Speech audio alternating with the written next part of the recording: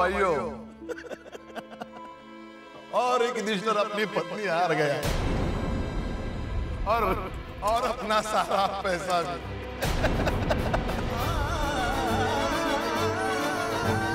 अनंत बाबू,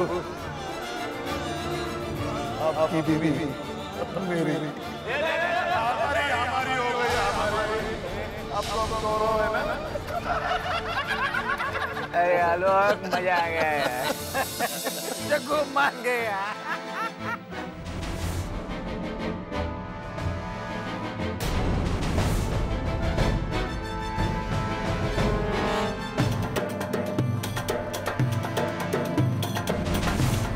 देख क्या रहे हो यारो?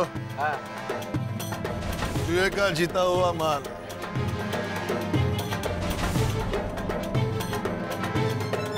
अपना अपना वसूल कर लो यार।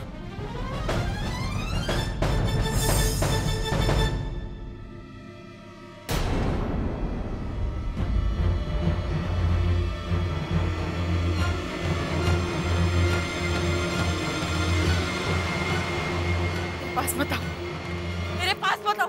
अनंत, अनंत आप कुछ कैसे गिरी? अनंत, माँ, माँ, पापा। क्या हुआ बेटा? माँ, बड़े पापा। क्या हुआ मधु भाभी को? आप चलिए पापा। अरे पर हुआ क्या बेटा? माँ। रियली बेटा? अनंत, छोड़िए इसे। क्या कर रहे हैं आप? जिसके घर में आते हैं उसी के साथ बदतमीजी कर रहे हैं। निकल जाइए मेरे घर से। बदतमीजी? हाँ, बदतमीजी नहीं, अधिकार है। अधिकार जीता है मैंने उसे।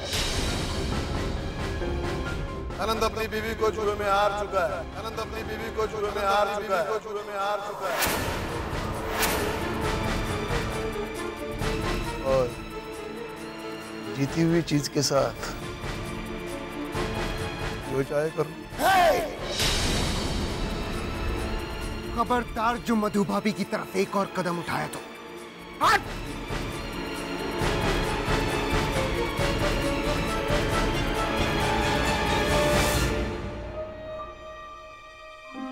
और आप,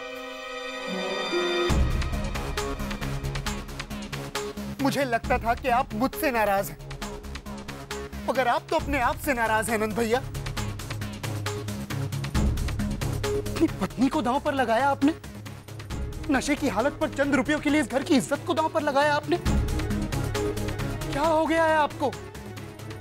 सोचने समझने की शक्ति खो बैठे हैं आप।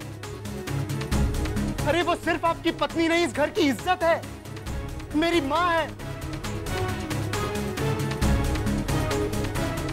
अनंत भैया अब भी वक्त है, सुधर जाइए, समझ जाइए अनंत भैया। तू कौन होता मुझे ज्ञान देने वाला? और तू मुझे बताएगा मुझे क्या करना चाहिए और क्या नहीं? बड़ा हूं मैं तुझसे। रघुवंशी परिवार का सबसे बड़ा बेटा हूं मैं। अपने काम से काम रख, समझा ना? कौन है तू? कौन है तू? बेटा हूं मैं, अपनी मधु भाभी का बेटा हूं मैं, और मेरी माँ जैसी भाभी से कोई इस तरह से बात करे, बर्दाश्त नहीं कर सकता मैं। तो भैया यार, इनकी घर की महाभारत तो चलती ही रही। हमें क्या है? हमें जो चाहिए था वो। तू सही बोला यार। हमने बहुत बड़े बड़े दांव जीते, इतनी खूबसूरत दांव आज पहली बार जीता है। क्या करूं यार, नजर ही नहीं हटती। तू नहीं, मधुशाला यार। एक और लफ्ज भी कहा ना।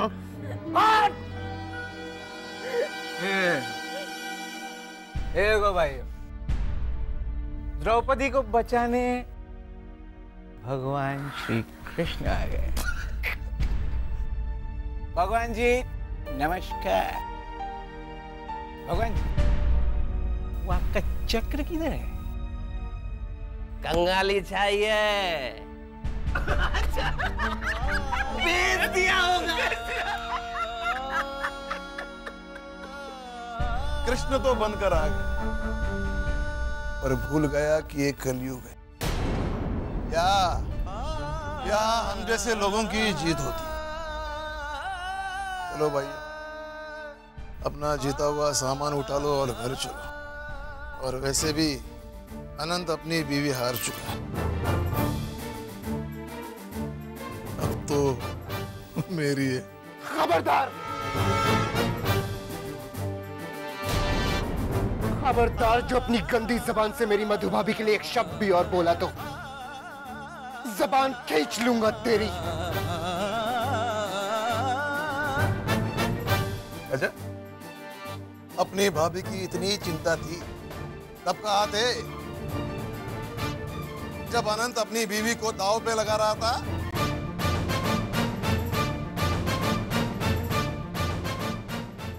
तुमने तो बहुत देर कर दी।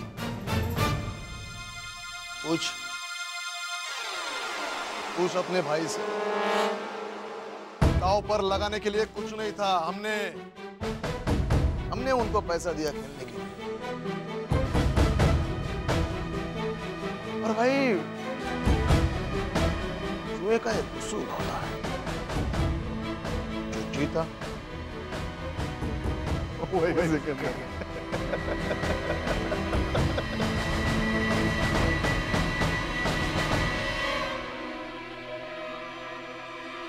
तुम्हें अपने पैसों से मतलब है ना? तुम्हारी पाई पाई चुका दी जाएगी। चुका दी जाएगी?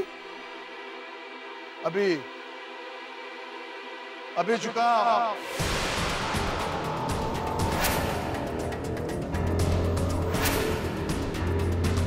नहीं तो इसका नतीजा तुम सब लोगों को भुगतना पड़ेगा। अनंत, समझा दे इनको, समझा? तो तू क्या चाहता है? तुम चलो तुम। अरे भैया, आप समझ क्यों नहीं रहे? क्या हो गया है आपको? मुझे इस घर से बाहर निकालने के बजाय इनको यहाँ से निकालिए। आपको पैसे चाहिए ना? पैसे चाहिए ना आपको, जो आप इनके मुंह पे मार सके? बड़े भैया, मैं दूंगा आपको पैसे। अरे ये घर गिरवी रख दूंगा मैं। बार बार तू यही बताना चाहता है ना कि सारा घर तेरे नाम पर है? यही बताना चाहता है ना कि तू अधिकारी है और तू किसी की भी मदद कर सकता है, लेकिन मुझे तेरी मदद नहीं चाहिए।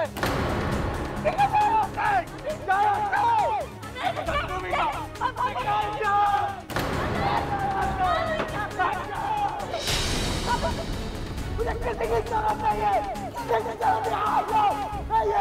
भैया, भैया मत बोलिए भैया।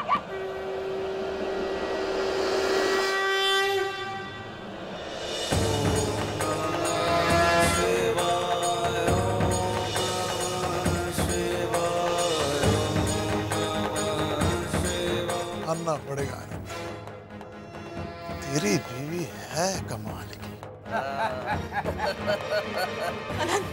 मुझे तो ये समझ में नहीं आ रहा है कि मुझे पीकर नशा हुआ है कि इसे देखकर।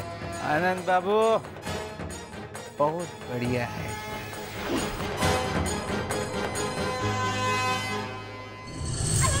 आनंद भैया, मेरी बात समझने की कोशिश करिए। दरवाजा खोलिए।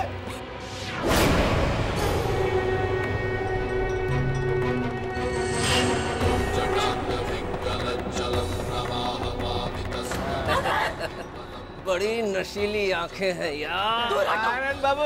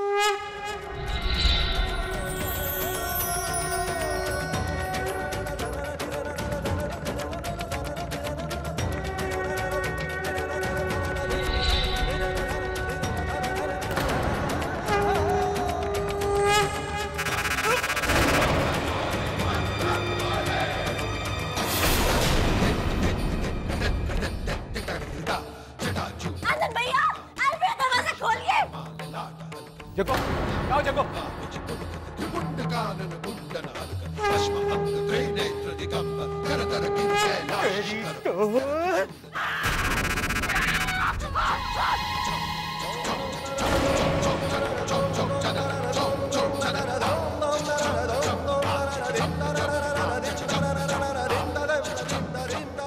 हेलो मजा मजा करंट मार रही है यार। तेरे को चढ़ गई है, मुझे देखने दे।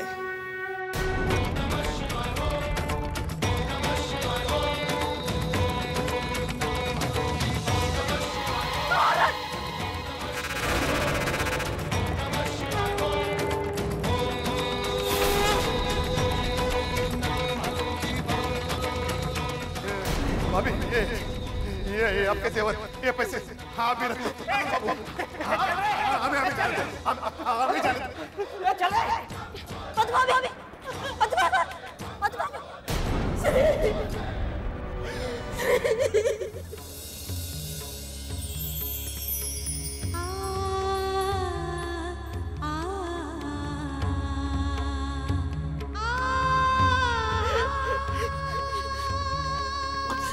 कुछ नहीं होगा, कुछ नहीं होगा, कुछ नहीं होगा।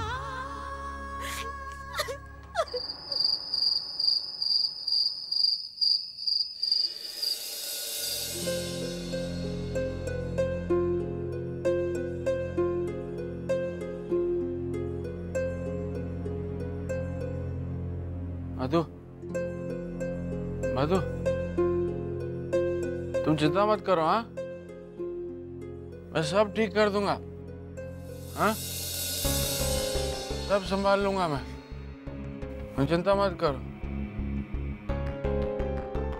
मधु, वो तुम मेरा एक छोटा सा काम कर दोगे मेरा, प्लीज? वो हरी कह रहा था ना कि वो इस घर को गिरवी रखेंगे हम। तुम उसे घर के कागजात ले आओ। हाँ, मैं इस घर को गिरवी रख के और जुआ खेलूंगा। मधु, मुझे दांव पर लगाकर आपका मन नहीं भरा जब और जुआ खेलना चाहते हैं? अब किसे हारेंगे आप? हाँ, क्या क्या क्या कहा तुमने मुझे? हाँ? क्या कहा तुमने? तुम्हें लग रहा है ये सब मैं अपने लिए कर रहा हूँ?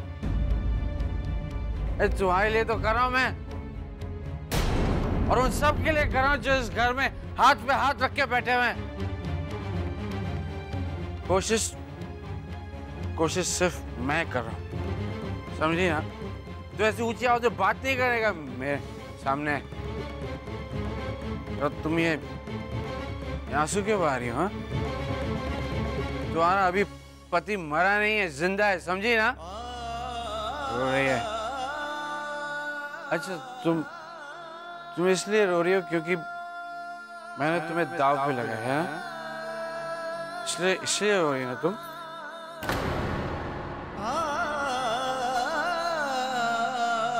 अरे तुम्हें तो खुश होना चाहिए मधु कि तुम्हें किसी काम तो आई,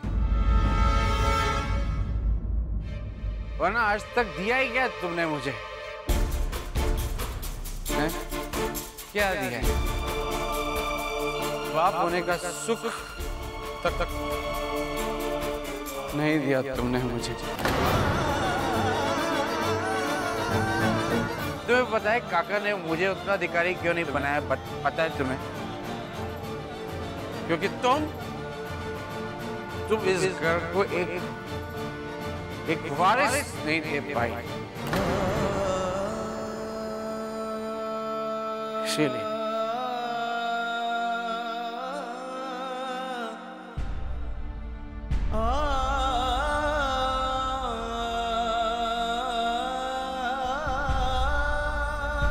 पाप बढ़ेगा और तू कुछ नहीं कर पाएगी।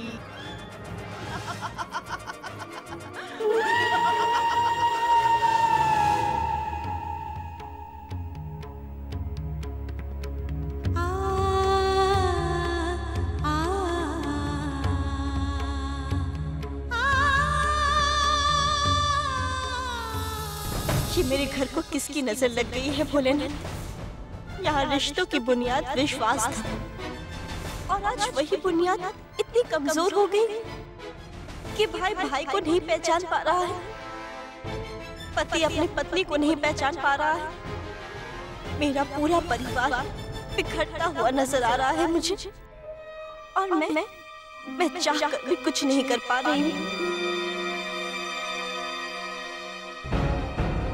पर भोलेनाथ, मैं जानती थी कि इस कठोर परीक्षा के पीछे भी कोई ना कोई वजह तो जरूर होगी, और मुझे उम्मीद भी है कि इस परीक्षा के बाद आप ही हमें सहारा देंगे।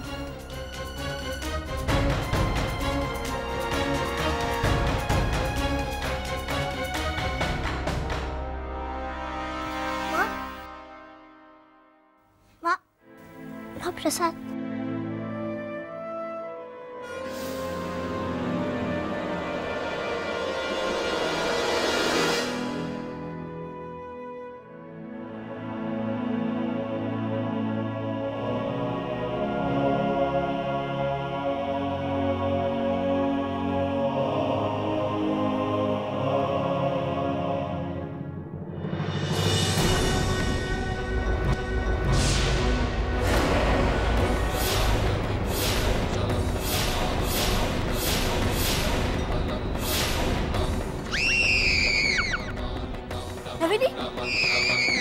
बेटा बेटा क्या हुआ? माँ मैंने अभी शिव जी को देखा, उनके पास में और कोई भी था और सब कुछ जल रहा था। माँ सारे कपड़े, माँ जरूर कुछ ना कुछ बुरा होने वाला है।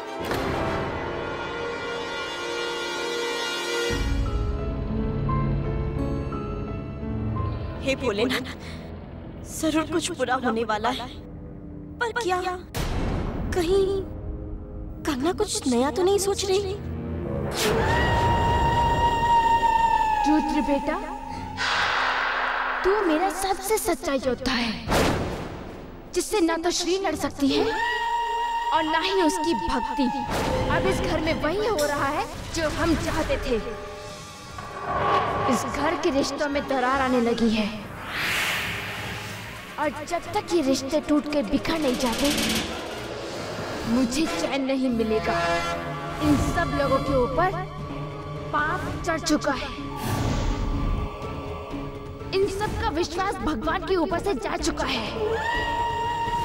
रुद्र, अब उस इंसान की बारी है जो श्री के सबसे ज्यादा करीब है, उसकी मधु भाभी।